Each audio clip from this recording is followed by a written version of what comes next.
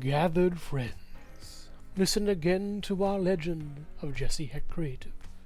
In this time, before time, we shall review Skull Warrior and Skull Slicer from BIONICLE. Let's get to it.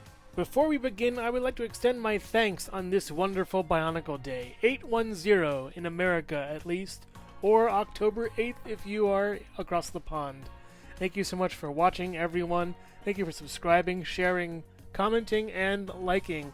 It really helps this channel, and it really embraces the unity, duty, and destiny elements that BIONICLE bring to the world. So I just want to say thank you all for watching, and let's get back to it. So here's Skull Warrior. Let's go over this guy, shall we?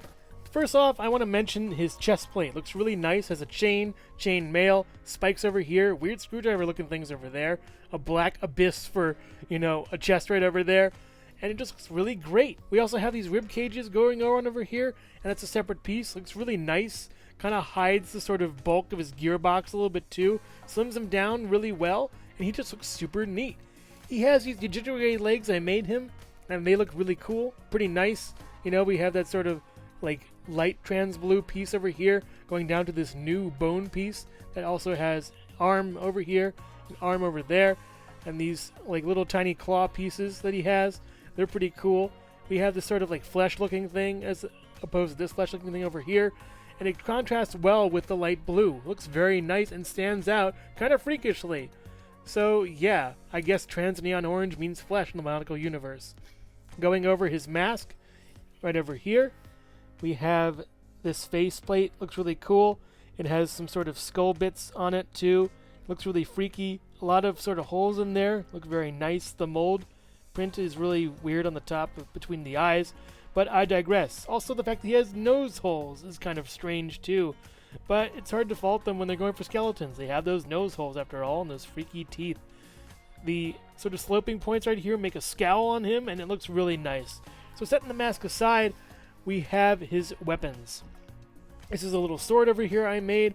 I put some of the weaponry from the archer piece, the bow and arrow piece he used to have, and I took it away and built these three weapons you see here. First up is this little sword. It can move like this, but it isn't really designed to or supposed to. I don't want it to move that way. I like keeping it as such like this. So it's a good piece. It has some white on it. We also have some white on his back right over there with that one little piece. We also have some white on his feet. They help fill up some holes here and there that will, just be eyesores in a way. And I think using these pieces make it look much better. Gives it a little bit of variety too with the white also. Connects back to these little fangs right here. So it could be a piece of bone or something. Who knows? Kind of creepy. We also have this spear right here, and that's pretty cool. And it comes with a little function you can add to it. You could actually use him to take off a mask from somebody else. So that works out really well. These guys are after the masks, so beware. They're kind of freaky and really scary in that regard. Masks are really valuable in this sort of BIONICLE timeline at least. But what you can also do, taking this off, you can put this on here, right there, and have that be sort of like a blocking mechanism if he wants to block an attack or something. Or maybe steal a mask from below. Who knows? Someone could be crawling around him, and you just snatch that mask right over there. So yeah, the spear is pretty cool. But what if you want to use this scythe back here along with the spear? Simple. Take the spear, connect these pieces into it from the bottom, flip this around, put that right there, and then take off the scythe and put the spear, whatever it's called, in the back. Yeah, pretty cool. Super neat.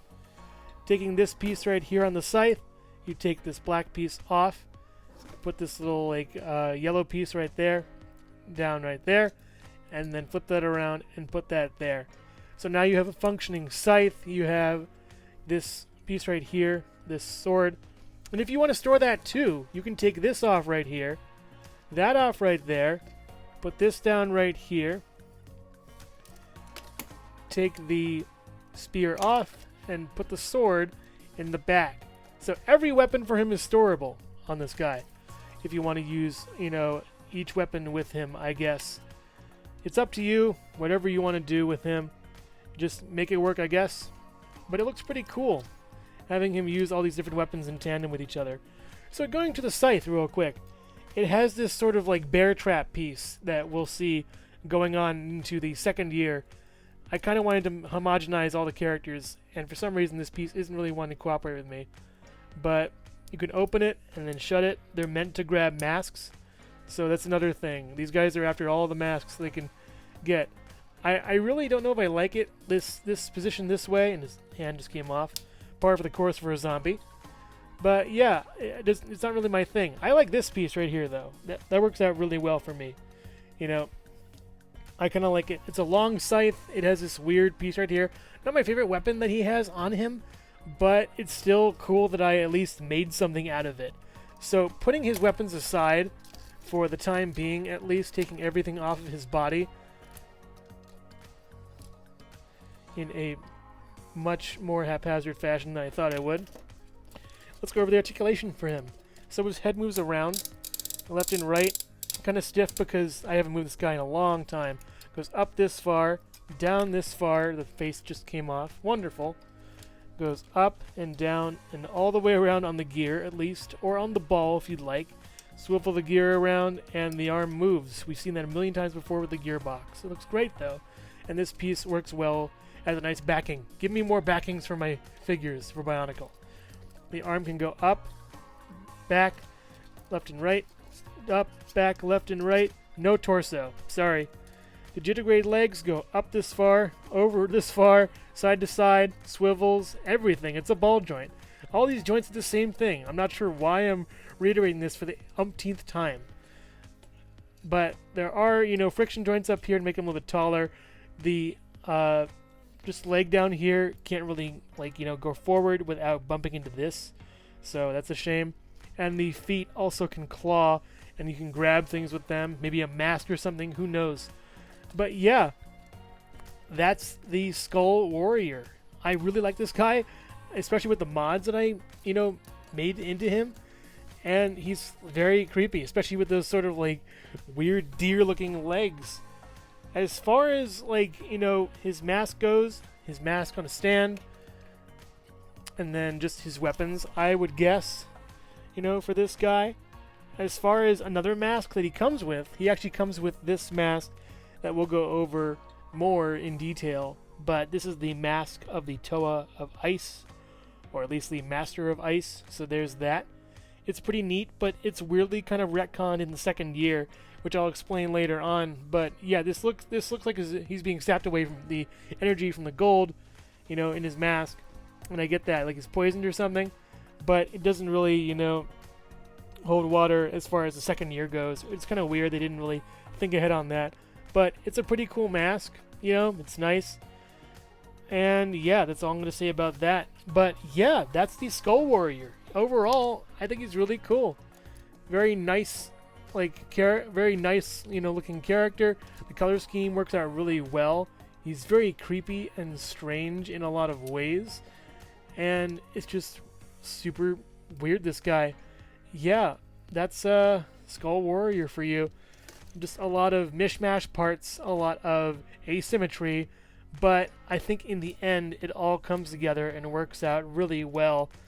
And if you want to pick up a few of these guys, he might be pricey on the aftermarket, but I would probably do that if you want to army build him at least, just to get a few more villains on that Bionicle shelf to help you fight against the Masters. And yeah, that's Skull Warrior for you. I almost forgot to mention the other masks. So in an inverse of the, Bionicle heroes, we have the villains wearing the heroes' masks. That's somehow creepier, having some kind of shambling undead warrior wearing the mask of a hero. That's, I think, freakier than the good guys wearing the villain masks. So yeah, this truly shows that they have won. Skull Warrior stands at about 8 inches tall. Here's Skull Warrior next to his mask on a stand, and Izator. I find that Izator is mostly an ice character because of the white and also the translight blue. Skull Warrior is kind of the same, except you lose that icy connotation. You think of him more as a mechanical sort of skeleton. You can kind of get the ice there from the translight blue and the slight amounts of white, but it doesn't really click all that much. You have to kind of infer from the other sets and characters at least. And also here's Jesse Heck Creative. Okay, now that you've given me all your weapons, you can have a fun time in the Bone Club, but I really do not even want to know what you guys do in there. Hello everyone, and thank you so much for watching so far. Make sure to click like, subscribe, share, and leave a comment. You can also click the bell icon for more creativity. Now let's get back to it.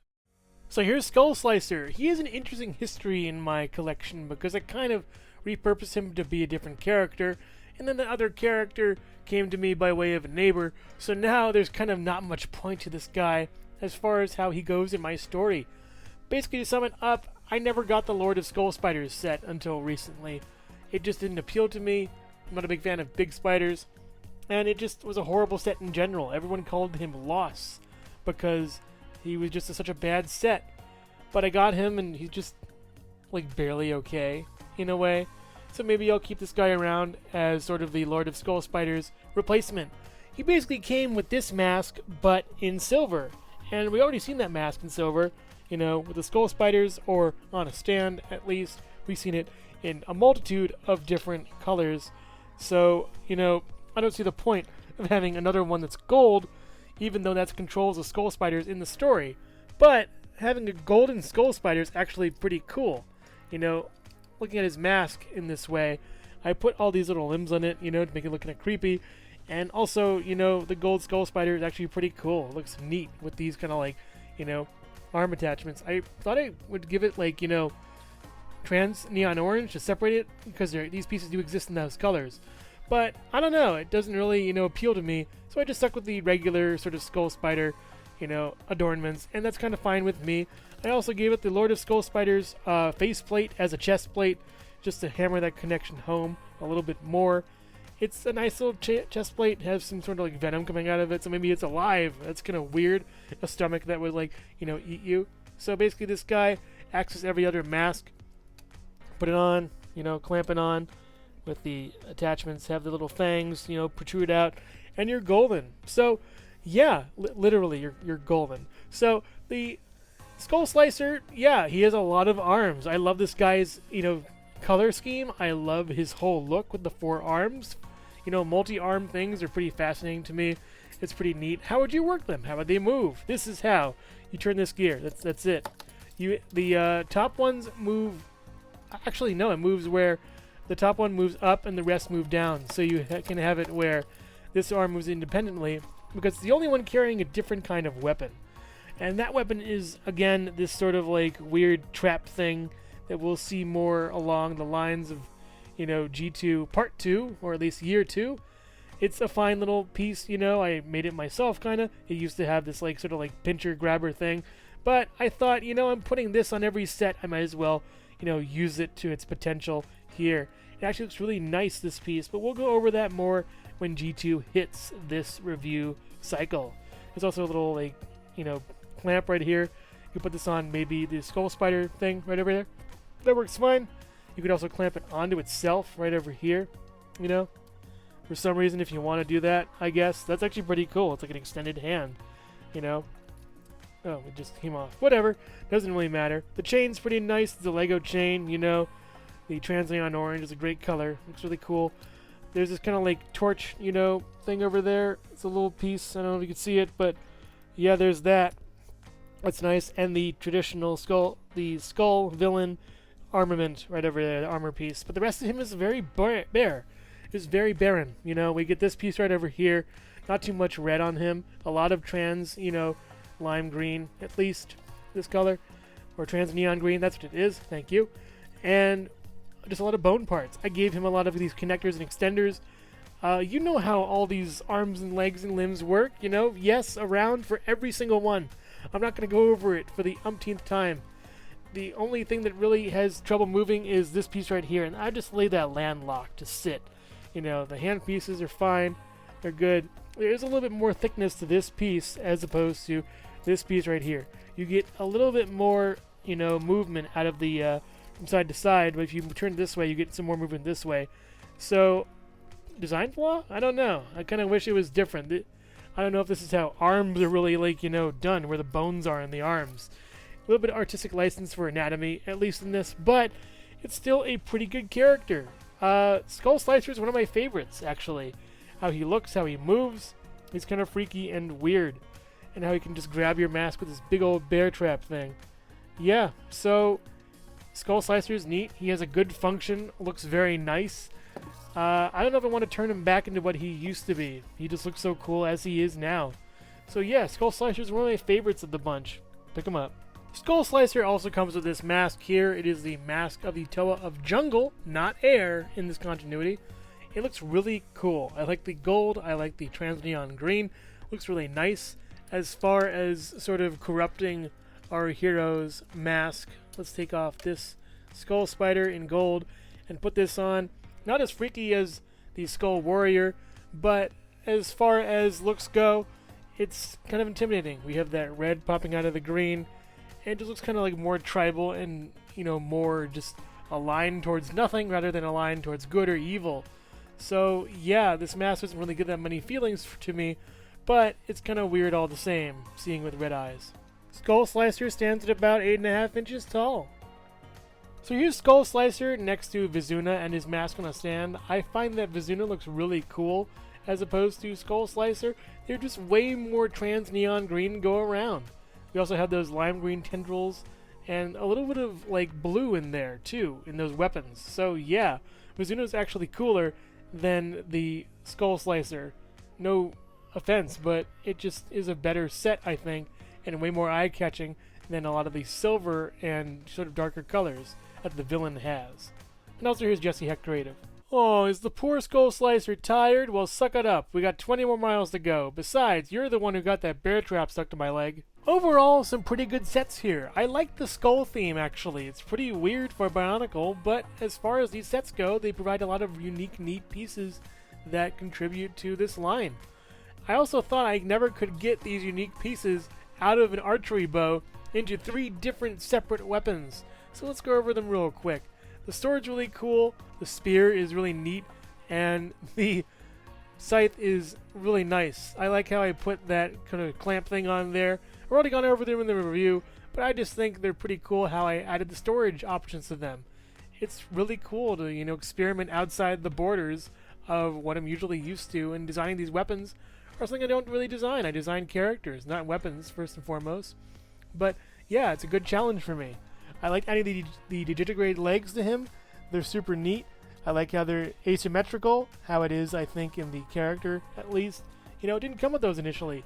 So just adding all these parts to him and making him look a little scarier and taller matched him to the heroes even more, since they are taller as well, with some of my pieces I put on them. Skull Slicer is really good also, color-wise, but the build is just plain and samey. You get that kind of weird gear function that I still kind of don't like all that much. But yeah, whatever, I guess.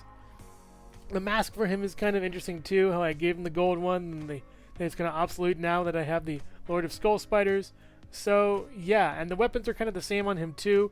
That sort of like chain with the clamp, the bear trap thing is the only saving grace, I think, for him as far as the weapons go. But even then, it's just sort of bland, at least. It's another mask-grabbing tool. He has mask-grabbing tools on 3 of his hands. So I don't understand why he needs the mask clamp, too. It just doesn't make sense that much at all. He looks pretty okay with the skull mask. And the silver skull mask is alright. But it doesn't hold a candle to this gold one. It just looks super cool on him. I may change out his chest plate, you know, since I already had the Lord of Skull Spiders. But I'm not going to change his mask. That gold one looks super cool. Also, the corrupted mask from the Toa of Ice and Jungle are nice touches, but we'll see who they belong to in a future video from Jesse Heck Creative. Thank you so much for watching Jesse Heck Creative. Feel free to click like, subscribe, share, or leave a comment. You can also visit us at jesseheckcreative.com, where you'll find more reviews like this one. Thanks again for watching and keep being creative. Stay tuned!